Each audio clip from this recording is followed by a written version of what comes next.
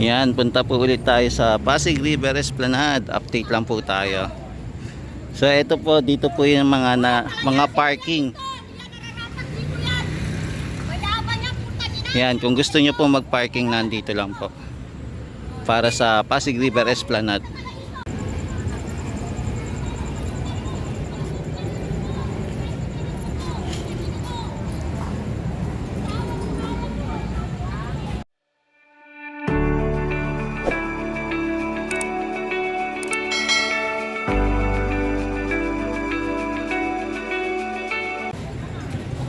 Yan, dito naman po yung mga food trip.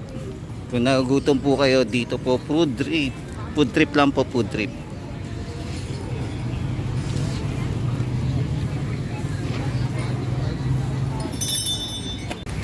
Yan, akyat na po tayo sa taas.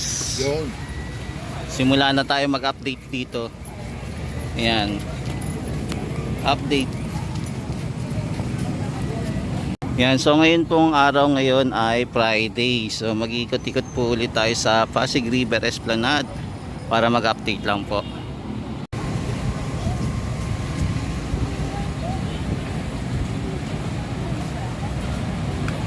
Yan, so ikot-ikot muna tayo dito sa Pasig River Esplanade. So eto nga po pala ulit si JR Doria TV. So ngayong araw po ngayon ay Friday, September 13, 2024. Ayan, may mga pamahiin daw na ang ang 13 pag Friday ay malas daw po. Ayan, kayo na pong bahala kung totoo po yun or hindi. Ayan, sa Kasawiang Palad po, pumunta po tayo doon sa Malacanang. Kaya lang hanggang 6 lang pala pwede magpapasok doon sa loob, at yung pagkain po pala ay naubusan na. Ayan, unexpected po na hindi po tayo nakaabot. Ayan, nagtry po tayo pero bigo po tayo, kaya nakarating na lang po tayo dito sa Pasig River Esplanade para mag off record na lang po. Yan, mukhang inaabutan naman po tayo ng pag-ambon.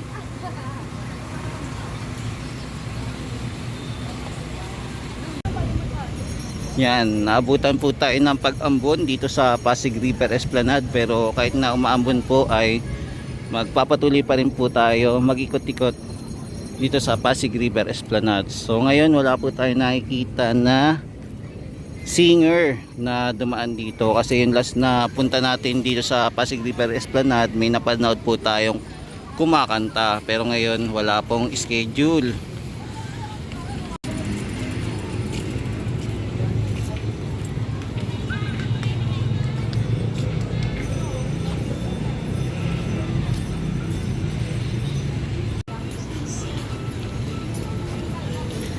Yan, quick update lang po tayo ngayon dito sa Pasig River Esplanade. So hindi muna tayo po magla-live update. Hello po.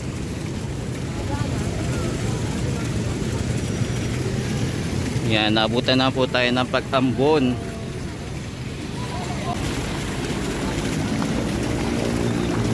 Yan, video natin yung mga model. Ayan, yung mga model po nakikita natin.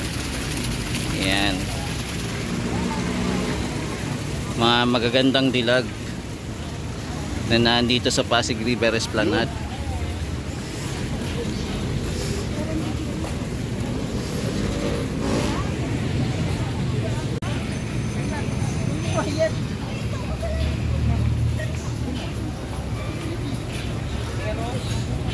Guys, so ngayong gabi ay kasama natin si CJ Walks. Hindi natin nakasama si Renz kaya si CJ Walks lang po yung kasama natin.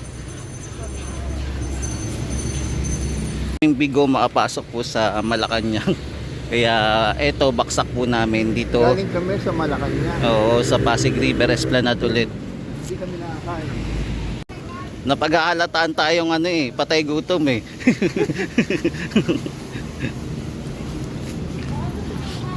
Ayan, dilibre daw tayo natin. Ayan. Anong pagkain? Sorry po. Nabangga ako, nabangga. Paul.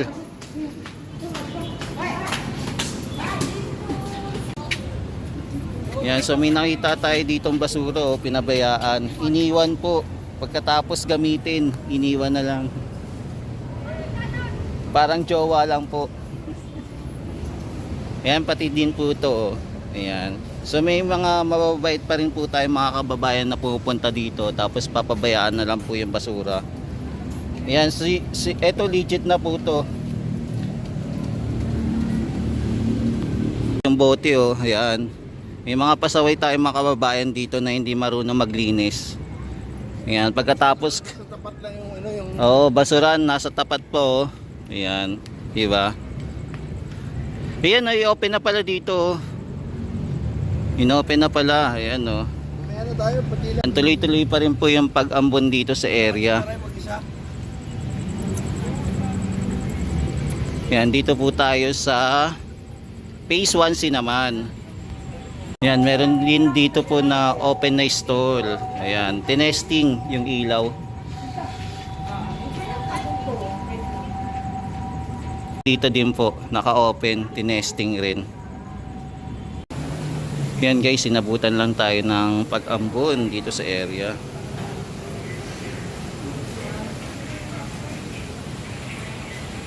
Wala pa daw? Hindi pa nakakahukay? Hindi pa nakakahukay. Sa ilalim kasi yun eh.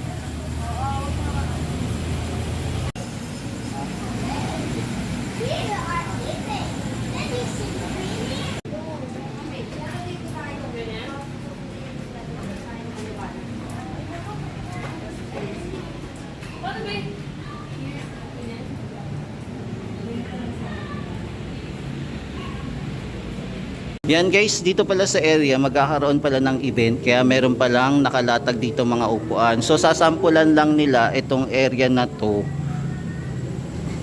para dito sa event. Ito bawat is store.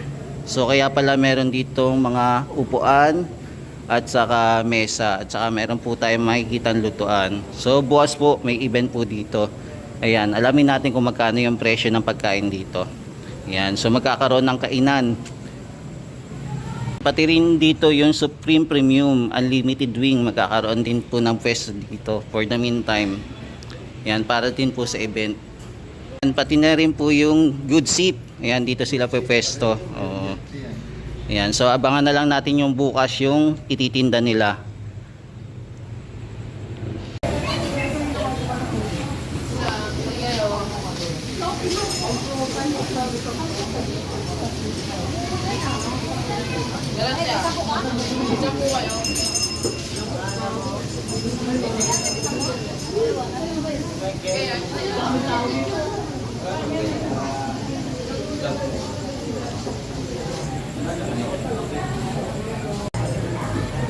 Yan yung conference hall pala, in-open na rin sa public. Ayan, marami na din pong nakatambay dito sa area. Ayan, dati kasi naka-close ito pero in-open nila. Pwede yung pantambayan. Ayan, so lahat ng mga kababayan natin, turista, dito muna sa loob tumambay. Ayan, malaki na rin yung pinagbago ng Pasig River Esplanade dito, no?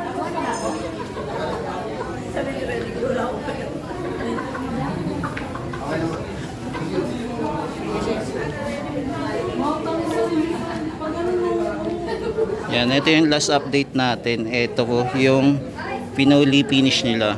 Yan, halos lahat tapos na.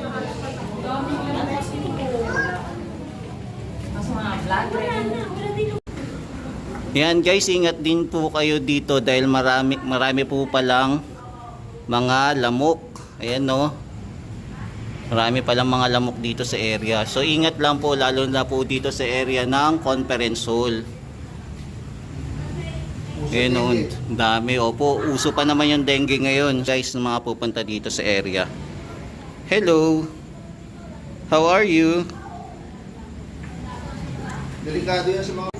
Yan, so ito po yung kaganapan dito sa Pasig River Esplanade. So sakto lang pala yung pagpunta natin dito.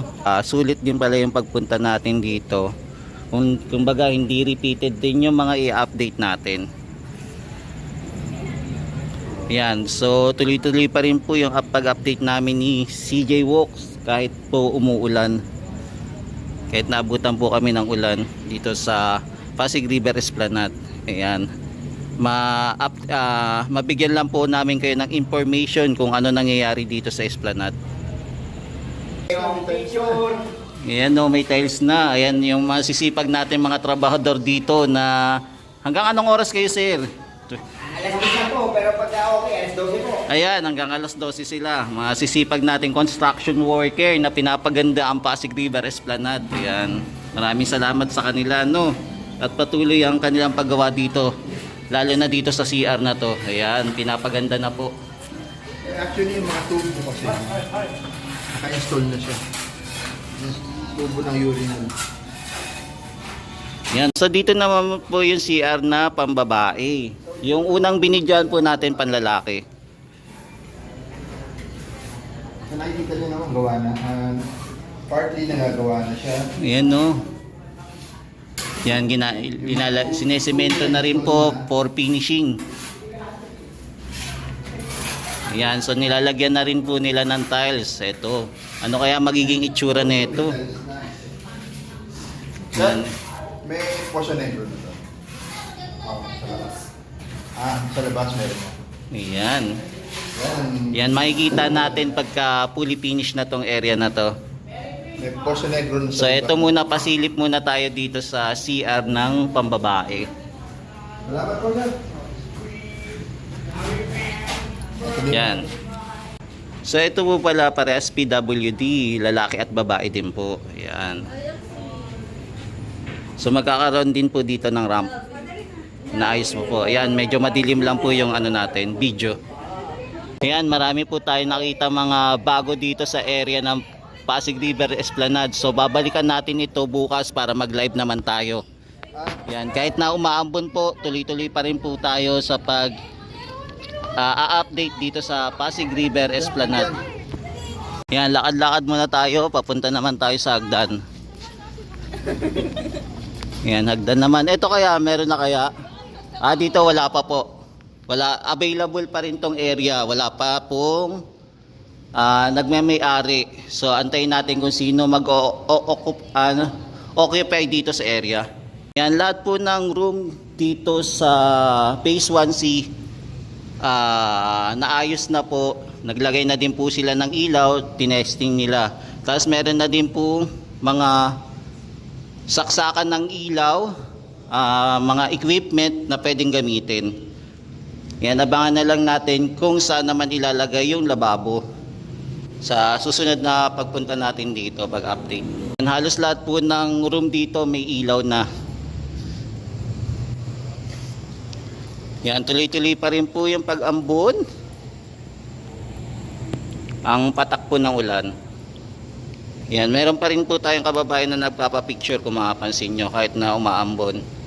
At lalo pong tumitingkad yung Pasig River Esplanade pag umuulan po. Yan, so ito po ang itsura ngayon ng Pasig River ngayong September 13, 2024. So ngayon po ay Friday pa rin po. So guys, nandito tayo sa may hagdanan. So ito na yung itsura ng hagdanan, no, na sementado na. Yan, lapitan natin kahit umuulan. Yan, sementado na nga.